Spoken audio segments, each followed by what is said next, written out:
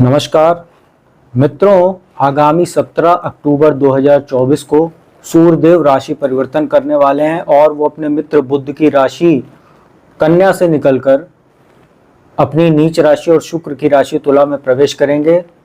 17 अक्टूबर को प्रातःकाल 7:52 के आसपास ही उनका प्रवेश होने वाला है।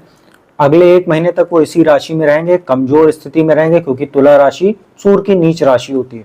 मित्रों, सूर्य से संबंधित जो भी इस गोचर से संबंधित मुख्य बातें थी वो मैंने इस वीडियो के पार्ट 1 में बता दी थी, जिसमें मैंने मेष, वृषभ, मिथुन, कर्क, सिंह एवं कन्या राशि पर सूर्य के राशि परिवर्तन का क्या प्रभाव पड़ेगा उसकी संपूर्ण जानकारी दी थी। अगर आपकी उनमें से कोई एक राशि है और आपने वो वीडियो नहीं देखी तो आप मेरे वीडियो सेक्शन में जाकर उस वीडियो को देख सकते हैं। आज उन बातों को पुनः दोहराकर समय व्यर्थ नहीं करेंगे और आज जो बची की जो 6 राशियां हैं, तुला, वृश्चिक, धनु, मकर, कुंभ एवं मीन राशि पर सूर्य के इस तुला राशि में गोचर के पश्चात क्या प्रभाव पड़ेगा उसकी संपूर्ण जानकारी दूंगा। साथ ही उसकी निगेटिविटी को दूर करने के उपाय भी आपको वीडियो के अंत में बताऊंगा, तो स्किप मत कीजिएगा, वीडियो को अंत तक देखिएगा। मित्रों, चलिए इस वीडियो के पार्ट 2 में सबसे पहली राशि की बात करते हैं, वो है तुला राशि, जिसमें ही यह सूर्य का प्रवेश होने वाला है। मित्रों, सूर्य का जब यहाँ प्रवेश होगा तो यहाँ पर बुध पहले से विराजमान रहेंगे और आपको बता दें कि बुध जो है वो 29 अक्टूबर तक यहाँ रहेंगे और उसके बाद वो वृश्चिक राशि में गोचर कर जाएंगे, वहां शुक्र के साथ युति करेंगे। तो 17 अक्टूबर को सूर्य का प्रवेश होगा, 29 अक्टूबर तक यहाँ सूर्य और बुधादित्य राजयोग बना रहेगा बुध के साथ। सूर्य जो होते हैं वो आपके लिए बहुत अच्छी स्थिति होती है उनकी, वो लाभ भाव के स्वामी होते हैं, एकादश भाव के। अभी वो 17 अक्टूबर तक केतु के साथ ग्रहण दोष में थे, राहु की दृष्टि थी, शनि से षडाष्टक दोष बना हुआ था, साथ ही मिथुन राशि में बैठे मंगल की भी चौथी दृष्टि थी सूर्य पर। अब इन सब चीजों से वो मुक्त होकर तुला राशि में आ रहे हैं, यहाँ पर वो नीच राशि में रहेंगे, कमजोर रहेंगे। लग्न में सूर्य का कमजोर हो जाना आपके आत्मविश्वास में कमी करने का काम करेगा, मान सम्मान की हानि कर सकता है। आपको बुरे आचरण, बुरे कृत्यों, अनैतिक कृत्यों से दूर रहने की मैं सलाह देना चाहूंगा। सूर्य की दृष्टि सप्तम भाव पर रहेगी, सूर्य कमजोर है तो अपने वैवाहिक जीवन का भी ध्यान रखिएगा। बिजनेस में बड़े डिसीजन लेने से बचिएगा, बड़ा इन्वेस्टमेंट, बड़ा रिस्क लेने से पहले बहुत अच्छे से सोच समझ कर विचार कर लीजिएगा, अन्यथा ये सूर्य आपको हानि भी पहुंचा सकता है। सूर्य लग्न में आकर नीच हो रहे हैं, आपके स्वास्थ्य को भी प्रभावित करेंगे। सिर दर्द, माइग्रेन जैसी समस्या हो सकती है, आंखों में भी कुछ समस्या हो सकती है, हड्डियों में दर्द जैसी समस्या हो सकती है। इन सब चीजों से आपको अवेयर कर दे रहे हैं, पहले से सतर्क कर दे रहे हैं। अगर यही गोचरवश स्थिति आपकी कुंडली में है तो ज्यादा आप सतर्क रहिएगा। लाभेश होकर सूर्य नीच हो रहे हैं तो पूरे अगले एक महीने तक आपको लाभ में कमी देखने को मिलेगी और कहीं ना कहीं मान सम्मान तो आपका वैसे भी प्रभावित होगा। तो सूर्य को आप जल दीजिएगा अगले एक महीने तक लगातार, और अभी बाकी उपाय जो है मैं अंत में बताऊंगा उसको कीजिएगा आप, तो आपके लिए बेहतर रहेगा। मित्रों, दूसरी राशि वृश्चिक की बात करते हैं। आपके लिए तो ये गोचर कतई अच्छा नहीं कह सकते हैं। एक तो दशम भाव के स्वामी होते हैं सूर्य और गोचर होगा उनका द्वादश भाव में, यहाँ पर वो नीच के हो जाएंगे, नीच के फल देने वाले रहेंगे, कमजोर स्थिति में रहेंगे। और जो वृश्चिक राशि है, शनि की ढैया चल रही है आपके ऊपर, चतुर्थ भाव में शनि गोचर कर रहे हैं। अभी वो वक्री जरूर है परंतु शनि की ढैया आपके ऊपर है। ऐसे में सूर्य का भी नीच हो जाना, और अभी 20 अक्टूबर को जो आपके राशि के स्वामी मंगल होते हैं वो भी जाके आपके भाग्य स्थान में नीच होने वाले। तो जो आपके लिए अगर वृश्चिक राशि के जातकों के लिए देखें तो 17 अक्टूबर के बाद से लगातार स्थितियां अगले एक महीने तक बहुत ही ज्यादा समस्यादायी रह सकती हैं, खासतौर पर उनके लिए जिनकी कुंडली में अगर सूर्य नीच राशि में ऑलरेडी उपस्थित है। तो वृश्चिक राशि की बात करें तो दशमेश होकर द्वादश भाव में वो नीच के हो रहे हैं। तो यहाँ पर आपको ये ध्यान रखना है कि कार्यस्थल पर आपको कुछ चुनौतियां आ सकती हैं, अनपेक्षित चुनौतियां आ सकती हैं, अनावश्यक खर्च में बढ़ोतरी हो सकती है, मान सम्मान में आपके कहीं ना कहीं कुछ कटौती देखने को मिलेगी। कोर्ट कचहरी से जुड़ा आपका कोई मामला चल रहा तो उसमें सूर्य समस्या दे सकते हैं। अगर कोई मामला आपके फेवर में आने वाला था तो उसको कहीं ना कहीं डिले कराने का काम करेंगे। बैठे बैठाए वाद विवाद में आपको फंसाने का भी काम कर सकते हैं। आंखों में समस्या, सिर दर्द, हड्डियों में दर्द, माइग्रेन जैसी समस्या आपको ये सूर्य दे सकते हैं। शत्रुओं में भी ये वृद्धि करेंगे जो आपको कहीं ना कहीं नुकसान पहुंचाने की कोशिश करेंगे, बहुत ज्यादा तो नहीं लेकिन फिर भी आपको मानसिक तनाव देने का तो शत्रु काम जरूर करेंगे।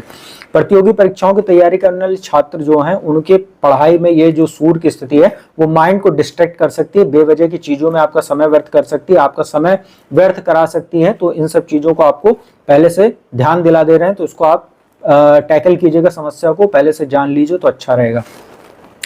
और कहीं ना कहीं पिता के स्वास्थ्य को, पिता के साथ संबंधों को भी प्रभावित करने वाला रहेगा, क्योंकि दशम भाव पिता का भी होता है, वहां के स्वामी होकर नीच हो रहे हैं। तो आपके लिए स्थितियां अगर ओवरऑल देखी जाए तो कतई अच्छी नहीं कह सकते हैं। अभी अंत में उपाय बताऊंगा, उसको कीजिएगा आप। मित्रों, धनु राशि की बात करते हैं। धनु राशि के लिए गोचर बाकी राशियों की अपेक्षा सूर्य का यह नीच राशि में प्रवेश करना बहुत ज्यादा नकारात्मक नहीं रहेगा। उसका कारण है कि लाभ भाव में गोचर हो रहा है। यहाँ आपके दशमेश और सप्तमेश बुध भी यहाँ 29 अक्टूबर तक विराजमान है। बुधादित्य राजयोग है सूर्य का। भाग्येश होकर नीच हो रहे हैं। देखिए, कुछ तो भाग्य में आपको कमी जरूर देखने को मिलेगी। जहां जहां भाग्य को आपको बहुत ज्यादा आवश्यकता होगी वहां पर सूर्य उतना साथ नहीं देंगे। लेकिन यहाँ पर अच्छी बात यह है कि कुछ ना कुछ आपको लाभ के योग ये बना सकते हैं। अगर उच्च शिक्षा के लिए विदेश जाना चाह रहे हैं तो उसमें भी ये कहीं ना कहीं आपको फायदा दे सकते हैं।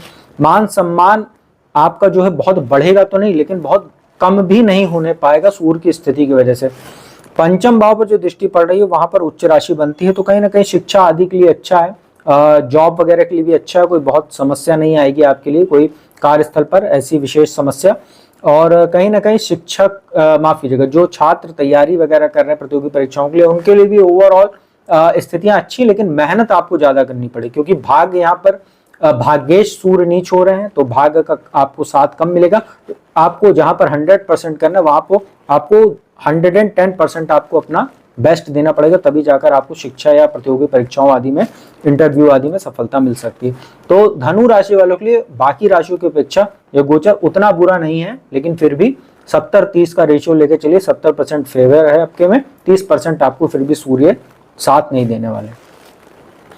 मित्रों, मकर राशि की बात करते हैं। मकर राशि वालों के लिए सूर्य थोड़ा वैसे भी उनकी स्थिति अच्छी नहीं होती। कुंडली में अष्टम भाव के स्वामी बनते हैं, आयु मृत्यु भाव के। गोचर हो रहा है दशम भाव में, यहाँ पर वो नीच हो जाएंगे। यहाँ पर भाग्येश बुध भी आपके साथ में रहने वाले हैं और छठे भाव के भी स्वामी बनते हैं, माफ कीजिएगा जी, छठे भाव के स्वामी और भाग्येश होकर बुध भी यहाँ साथ में रहेंगे। तो बुध का तो केंद्र त्रिकोण का राजयोग है, सूर्य यहाँ अष्टमेश होकर बैठेंगे। तो कुछ चुनौतियां आपके लाइफ में आ सकती हैं, जैसे कार्यस्थल पर आ सकती है। अगर आप कोई जॉब वगैरह स्विच करना चाह रहे थे तो समस्या आ सकती है, ये जॉब छूटने की भी समस्या आ सकती है। माता पिता के साथ संबंधों को में कुछ समस्या जरूर आपको देखने को मिलेगी, क्योंकि 7.5 का आपको अंतिम चरण चल रहा है। वैसे भी आपके लिए इस समय शनि भी चुनौती बनाए हुए हैं कहीं ना कहीं, और सूर्य नीच हो रहे हैं, तो कहीं ना कहीं भौतिक सुख साधनों में भी कमी करेंगे, आत्मविश्वास में कमी करेंगे। कार्यस्थल पर आपके लिए कहीं ना कहीं कुछ चुनौतियों को ऐसा बढ़ाएंगे, जैसे कि जहां पर आपको कुछ अपेक्षित आप सोच रहे थे कि प्रमोशन हो जाएगा या मनचाहा स्थानांतरण वगैरह हो जाएगा, उसमें सूर्य समस्या देने का काम करेंगे। जो लोग राजनीति के क्षेत्र से जुड़े हुए हैं, सरकारी नौकरी करते हैं, उनके पद प्रतिष्ठा में भी कहीं ना कहीं सूर्य कमी लाने का काम करेगा। लेकिन अच्छी बात है कि सूर्य दशम भाव में मजबूत होते हैं, तो उतना भी ज्यादा समस्या नहीं आएगी। अगर सूर्य आपकी कुंडली में अशुभ स्थिति में नहीं है तो, अगर अशुभ स्थिति में है, ऑलरेडी नीच राशि में है, या सूर्य शनि का दोष है, या सूर्य राहु का योग है, तो आपके लिए ज्यादा स्थिति समस्यादायक हो सकती है। मित्रों, कुंभ राशि की बात करते हैं। कुंभ राशि वालों के लिए भी गोचर कोई बहुत अच्छा नहीं है। सप्तम भाव के स्वामी उनते हैं वैवाहिक सुख और बिजनेस पार्टनरशिप के, और भाग्य स्थान में जाकर नीच हो जाएंगे। और यहाँ पर आपको ये देखना है कि वैवाहिक जीवन में समस्या आएगी, पति पत्नी को एक दूसरे के भाग्य का सहयोग कम मिलेगा, छोटी छोटी बातें बड़े विवाद का रूप ले सकती हैं, पति पत्नी में आपसी सामंजस्य की कमी देखने को मिलेगी। बिजनेस में अगर आप कोई ग्रोथ चाह रहे थे तो उसमें भाग्यवश आपको समस्या आएगी। बड़ा इन्वेस्टमेंट, बड़ा रिस्क, बड़े डिसीजन लेने से आपको अगले 15 से 20 दिन तक खास तौर पे बचना चाहिए, क्योंकि इसके बाद जब सूर्य आपके दशम भाव में जाएंगे वृश्चिक राशि में, तब वहां से स्थितियां आपके लिए अनुकूल होने लगेंगी। तो अभी 15-20 दिन तक बड़े डिसीजन, बड़ा इन्वेस्टमेंट, बड़ा रिस्क लेने से बचिएगा तो आपके लिए बेहतर रहेगा। पिता के साथ मतभेदों को भी ये सूर्य जन्म देने का काम करेगा। आत्मविश्वास में कहीं ना कहीं थोड़ी कमी रहेगी, और भाग्य में भी ये अवरोध उत्पन्न करेगा, क्योंकि 7.5 का आपको मध्यम चरण चल रहा है। शनि अभी आपके लग्न में वक्री होकर गोचर कर रहा है, तो ये स्थितियां, और अभी जो मंगल हैं वो भी आपके छठे भाव में जाकर नीच हो जाएंगे। तो ये जो सारी स्थितियां आपके लिए बन रही हैं, पराक्रमेश मंगल नीच के हो जाएंगे, सूर्य यहाँ पर ऑलरेडी नीच हो चुके हैं 17 अक्टूबर को। तो स्थितियां अभी आपके लिए 15-20 दिन कोई बहुत अच्छी नहीं कह सकते हैं। तो अभी अंत में मैं उपाय बताऊंगा, उसको कीजिएगा आप। मित्रों, अंतिम राशि मीन की बात करते हैं, जिसके लिए कुछ ज्यादा ही खराब हो सकता है, पहले ही मैं आपको अवेयर कर दे रहा हूँ। मित्रों, सूर्य जो होते हैं आपके छठे भाव के स्वामी होते हैं, और गोचर इनका हो रहा है अष्टम भाव में, आयु मृत्यु के भाव में। जीवन में होने वाली अचानक घटना, साथ ही अचानक धन लाभ का, गड़ा धन का घर होता है। ये एक विपरीत राजयोग आपके लिए बन रहा है, षष्ठेश होकर अष्टम भाव में है, परंतु गाड़ी चलाते समय, रैश ड्राइविंग करते समय आपको बचना चाहिए। किसी भी प्रकार का ट्रैफिक नियमों का उल्लंघन मत कीजिएगा, अन्यथा दुर्घटना आदि के योग बनेंगे। हड्डियों में सिर दर्द, माइग्रेन जैसी समस्या ये आपको देखने को मिलेगी। आंखों में समस्या हो सकती है, वाणी दोष की आपको समस्या हो सकती है क्योंकि दूसरे भाव पर दृष्टि रहेगी। पैतृक संपत्ति से जुड़े मामलों में समस्या पैदा करेगा।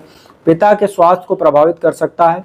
साथ ही कहीं ना कहीं कुछ अनपेक्षित समस्याएं आपके सामने आ सकती हैं, चाहे वो परिवार में किसी का स्वास्थ्य प्रभावित हो या आपके साथ ही, जैसा मैंने बताया, कोई दुर्घटना आदि हो सकती है या स्वास्थ्य आपका प्रभावित होगा जिस पर आपका अनावश्यक धन खर्च हो सकता है।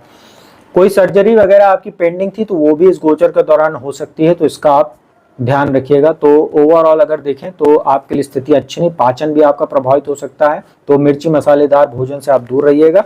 और संचित धन में भी ये समस्या पैदा करने वाला सूर्य का गोचर रहने वाला है और ससुराल पक्ष से भी संबंधों को प्रभावित करेगा और वैवाहिक जीवन में भी समस्या पैदा करेगा क्योंकि अष्टम भाव आफ्टर मैरिज लाइफ जो होती है उसका घर भी होता है। तो मीन राशि वालों के लिए गोचर अच्छा नहीं है। मित्रों, यह था बाकी बची 6 राशियां, तुला, वृश्चिक, धनु, मकर, कुंभ एवं मीन राशि पर सूर्य के राशि परिवर्तन का क्या प्रभाव पड़ेगा उसकी जानकारी दी। उपाय की बात कर लेते हैं। उपाय आप लोग वही सूर्य को जल दीजिए, प्रतिदिन स्नान आदि के उपरांत स्टील या तांबे के लोटे में जल भरकर ओम घृणी सूर्य नमः इस मंत्र का जाप कीजिए। जो सूर्य का गायत्री मंत्र होता है वहीं पर आप 11 या 21 बार खड़े होकर जाप कर सकते हैं। सूर्य को जल देने के बाद ओम आदित्याय विद्महे दिवाकराय धीमहि तन्नो सूर्य प्रचोदयात्। हर रविवार को अपने इच्छा अनुसार और जितने सक्षम आप हैं आप उसके अनुसार जो है गेहूं का या अनाज का दान कर सकते हैं किसी जरूरतमंद या गरीब को। और पिता का आशीर्वाद लीजिए, पिता के चरण स्पर्श कीजिए घर से निकलते समय, तो आप लोगों के लिए अच्छा। और जिनके पिता नहीं है, पिता तुल्य जो आपके घर में जो लोग हैं, बुजुर्ग हैं, उनका आशीर्वाद लीजिए, तो सूर्य का जो नकारात्मकता है उसको दूर करने में ये फायदा करेगा ये उपाय।